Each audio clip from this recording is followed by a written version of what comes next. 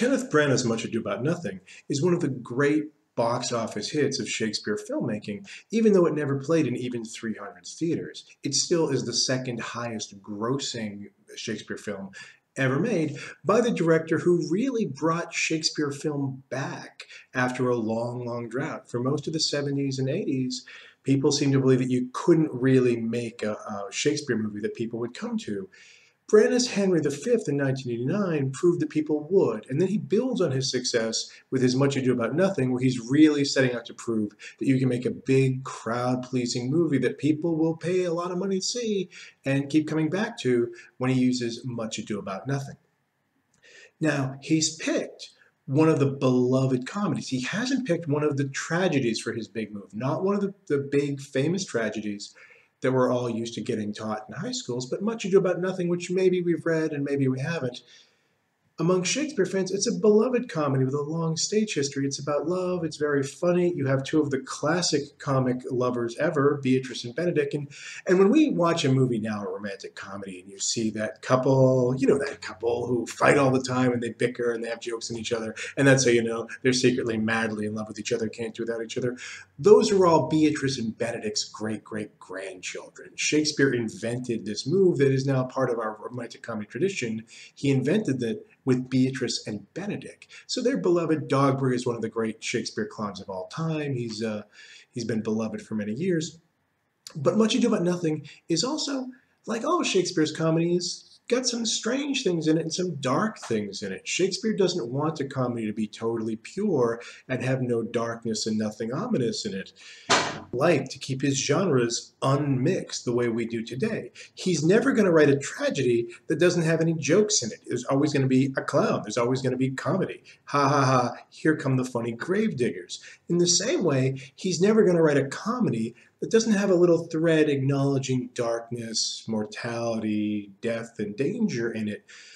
One of the moments that sums this up, not the biggest moment, but one of the most telling, is the prince says to Beatrice, who is a very funny character, "You were born in a merry hour." And she says back immediately, "Not so, my lord.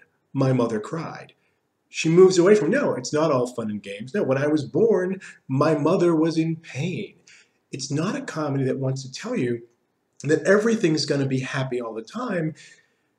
There's always something, and a lot of strange things happen in this play. We have plans that don't make really any sense. Why does the prince want to disguise himself as Claudio to get the girl for Claudio? Why don't you just send Claudio to do that, which would be the normal move?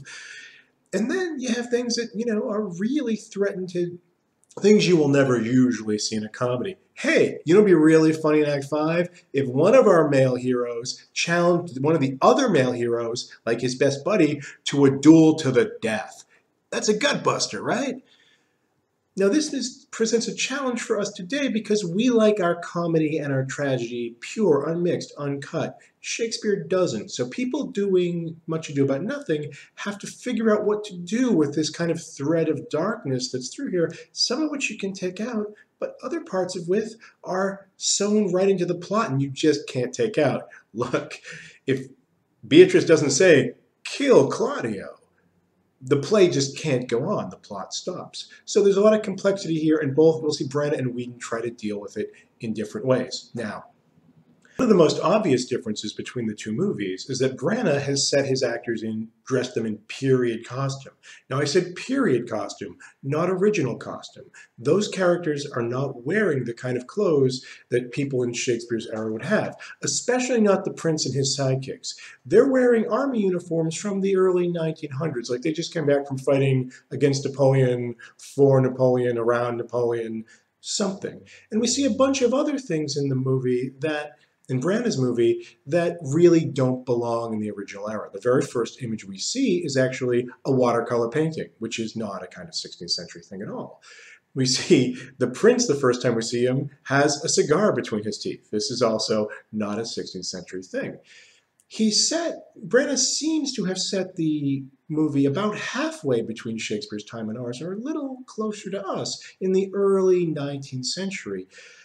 Partly he's making it a kind of timeless thing, time out of time, and because he's mixing things too. You will notice that the characters, the home team, the Messina crowd, are actually wearing a slightly different kind of clothing than the boys on the visiting team.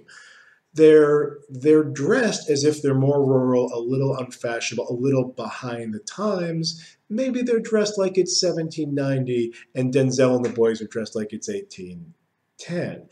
But they're using costume to show differences between characters. It's true, the prince is actually much higher up in the world than the locals in Messina are. Even in 1810, no prince rocked leather pants like the prince and his boys do, but that's there are also kind of allowances for Hollywood. Branagh has also moved this. Now it's still in Italy, but it's not at all in the part of Italy that the script says it should be. He's moved it to Tuscany, to northern Italy, to a part of Italy that's got a lot of cultural references, that's kind of the seat of poetry, but it's also the kind of capital of the Italian Grand Tour, the place where people go to get away from it all, other Europeans, the English for a long time, where they go paint, read poetry, rent an old villa. Now, that is a real 16th century villa. This entire movie is filmed on location in a genuine house that's actually older than Shakespeare.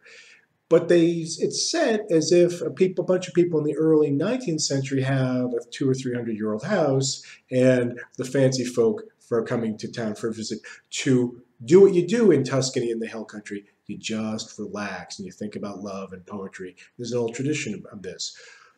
Look at how Branagh plays that visual theme again and again. The kind of relaxing, let's get away from it all. Here we are in the countryside now. The biggest difference is not costuming. The real thing about the Branagh movie is that it is an attempt to be big budget Shakespeare. It's very big budget Shakespeare. It cost more money to make this movie in 1993 dollars than Whedon's movie ever made in 2012, 2013 dollars. What's the big budget? Well, you have the kind of things that you think will bring people into the multiplex. You have big Hollywood stars. You have the very expensive filming on location. It is not cheap to rent a 16th century Italian villa and to bring a cast of dozens and dozens of people there to shoot for a month or two. This is an expensive movie. This is an attempt to make a big budget movie. It's also an attempt to make a kind of accessible, popular Hollywood style Shakespeare. Now, Branagh himself is a stage guy, a British stage guy who was trained as a traditional Shakespeare stage actor, but as a filmmaker, he's very old Hollywood. He's very kind of mid-20th century, and as Hintel tells you, he makes a lot of those Hollywood moves. He's also got a very high-powered cast, combining British stage veterans, kind of old Shakespeare hands who really know their way around this language, with your big stars like Denzel Washington, Michael Keaton. Okay. Look for those moments where Branagh is kind of citing Hollywood movies, quoting earlier Hollywood movies, trying to make this like a big budget picture from 1950, 1960, 1980.